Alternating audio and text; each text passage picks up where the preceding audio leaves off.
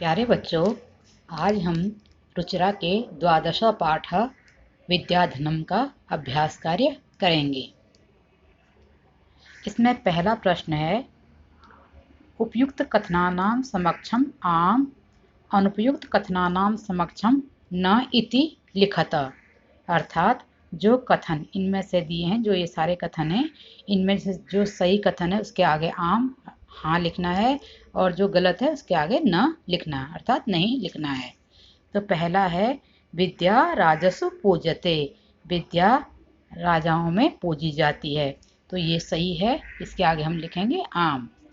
फिर है, वाग्भूषणम भूषणम न। वाणी का आभूषण आभूषण नहीं है, तो ये गलत है, तो हम लिखेंगे न। फिर है, विद्याधनम सर्वधनेषु प्रधानम।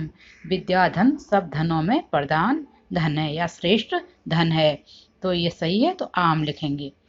फिर है, घ विदेश गमने विद्या बंधुजनो न भवति। विदेश जाने पर विद्या भाई के समान नहीं होती है, तो ये गलत है, भाई के समान होती है, तो न लिखेंगे। फिर है, सर्वविहाय विद्याधिकारम कुरु। सब कुछ छोड़कर विद्या पे अधिकार करो, तो ये बिल्कुल सही है, तो हम लिखेंगे आम। अगला है प्रश्न नंबर 2, अधोलिखितानां पदानां लिंगम विभक्तिम वचनंच लिखत। जो ये नीचे दिए हैं, आपको इन पदों के पद तो दिए हैं किताब में, आपको इनके लिंग, विभक्ति और वचन लिखने हैं। पहला पद है नरस्य, तो नर शब्द से बना है, पुल्लिंगम है, षष्ठी विभक्ति है और एक वचनम है। फिर है, गुरुणाम, पुल्लिंगम में है, षष्ठी विभक्ति है और बहुवचनम है। फिर है, केयूरा, पुल्लिंगम में ही है, प्रथमा विभक्ति है और बहुवचनम है। फिर है, कीर्तिम, स्त्रीलिंगम है, द्वितीय विभक्ति है और एक वचनम में है। फिर है, भूषणानी, नपुंसक लिंगम में है, प्रथमा विभक्ति इसमें है और बहुवचनम में है। प्रश्न नंबर 3 है, श्लोकांशान योजयत। जो ये श्लोक दिए हैं आपको, आधा श्लोक का अंश एक तरफ है और आपको उसको पूरा करना है, उस श्लोक के अंश को पूरा करना है। तो इसमें मैंने लाइन लगा दी इधर उधर, लेकिन आपको सामने सामने लिखना है। जब आप कॉपी में करोगे तो सामने सामने लिखोगे, केवल पुस्तक में आप ऐसे पेंसिल से निशान लगाओगे, न कि पेन से। विद्या राजस्व पूजते नहीं धनम। विद्या राजाओं में पूजी जाती है, न कि धन, तो विद्या विहीनो पशु ये लगेगा।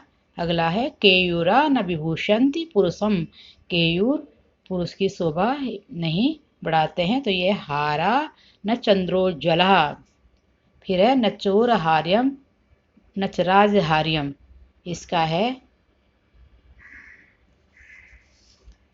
न भ्रात भाज्यम न च भारकारी। फिर है,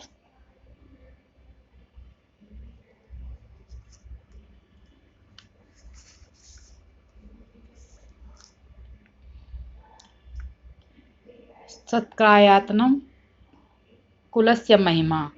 सत्कारायतनम कुलस्य महिमा, तो इसका लगेगा रत्ने विना भूषणम। फिर है, वाणिक्या समलंकरोति पुरुषम, तो है या संस्कृता धार्यते। अगला है, एक पदेन प्रश्नानाम उत्तराणि लिखत। एक पद में आपने प्रश्नों के उत्तर लिखने हैं। क है, कह पशु। पशु कौन है, तो यह है विद्या विहीनो। फिर है, का भोग करी।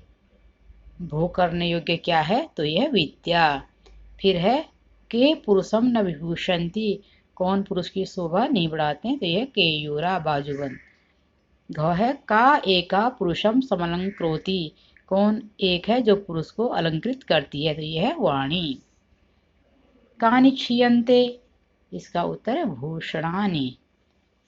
अगला है, रेखांकित पदानि अधिकृत्य प्रश्न निर्माणम कुरुत। जो ये रेखांकित पद दिए हैं, इनके आधार पर आपने प्रश्न निर्माण करना है। तो पहला है, विद्या विहीन नर पशु अस्ति। विद्या विहीन मनुष्य पशु है, तो नर को अंडरलाइन किया है, तो आपने प्रश्न माना विद्या विहीन कह पशु अस्ति, ऐसी कह को आप भी अंडरलाइन कर देंगे ताकि वो दिख जाए कि प्रश्न कहाँ बनाया आपने। तो विद्या विहीन कह पशु अस्ति। फिर है विद्या राजसु पूज्यते, यहाँ पे विद्या की जगह पे आ जाएगा का राजसु पूज्यते।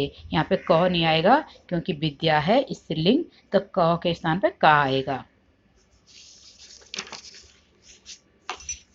फिर है ग है चंद्रोज्वलाहारा पुरुषम न अलंकुर्वन्ति, इसमें आएगा चंद्रोज्वला के पुरुषम न अलंकुर्वन्ति।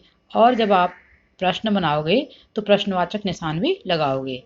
फिर है पिता के हिते न्यूनकते, तो इसमें आएगा पिता की जगह पे बनाना हमने, तो क हिते न्यूनकते।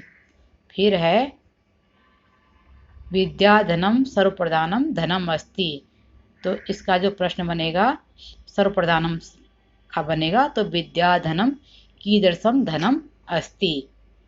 फिर है विद्या दीक्षु कीर्तिम तनोति, विद्या दिशाओं में कीर्ति फैलाती है, तो दीक्षु का बनाना हमने, तो कहाँ फैलाती के लिए आएगा पुत्र, तो प्रश्न बन जाएगा विद्या पुत्र कीर्तिम तनोति। अगला है प्रश्न नंबर 6, पूर्ण वाक्येन प्रश्नानाम उत्तराणि लिखत, पूरे वाक्यों में आपने प्रश्नों के उत्तर लिखने हैं।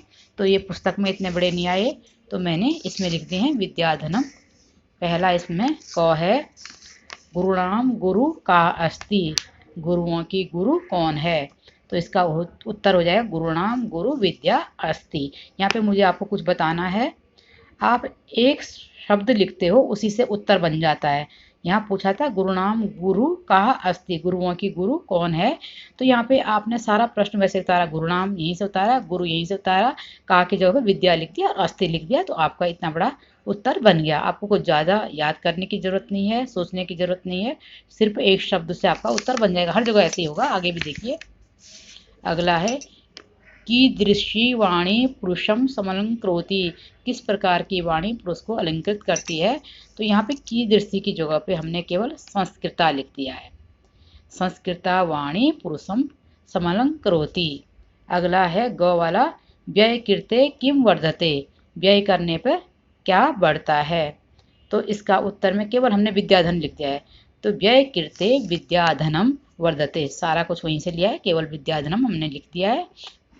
उसके बाद है घ है भाग्य क्षय आश्रय कह, भाग्य नष्ट होने पर क्या आश्रय होता है, तो केवल हमने यहाँ पे ये विद्या ले लिया है, भाग्य क्षय आश्रय विद्या, समझ गए हो ना। तो इतना करते ही हमारे उत्तर बन गए, एक शब्द लिखा हमने, हमारे उत्तर बन गए। तो आपको थोड़ा ध्यान देना, बाकी प्रश्न में से ही उतारना है। इसके बाद प्रश्न नंबर 7 है मंजूषात पुल्लिंग स्त्रीलिंग नपुंसकलिंग पदानि चित्वा लिखता, ये मंजूषा दी है, पेटिका दी है, इसमें से आपने पुल्लिंग स्त्रीलिंग और नपुंसकलिंग शब्द चुनकर लिखने हैं। विद्या धनम संस्कृता सततम कुसुमम मूर्धजा पशु गुरु रति, तो ये सारे शब्द मिला के दिए गए हैं, आपको अलग अलग लिखने हैं ये इन तालिका में जो ये दिया है खाली स्थान। तो पुल्लिंगम में पहले दिया है हारा, स्त्रीलिंग में दिया है अलंकृता और नपुंसकलिंग में दिया भूषणम, तो आप पुल्लिंग में आ जाएंगे मूर्धजा अर्थात बाल, पशु और गुरु, स्त्रीलिंग में आएगा विद्या संस्कृता रति, नपुंसकलिंग में आएगा धनम सततम और कुसुमम। इस तरीके से ही हमारा पाठ पूरा हो गया है। आपको पुस्तक में पेंसिल से काम करना है, कापी में पेन से काम करना है। मैंने पेन से इसलिए लिखा है ताकि आपको साफ साफ दिख जाए, लेकिन पुस्तक में कभी भी पेन का प्रयोग नहीं करना है, कापी में पेन से काम करना है।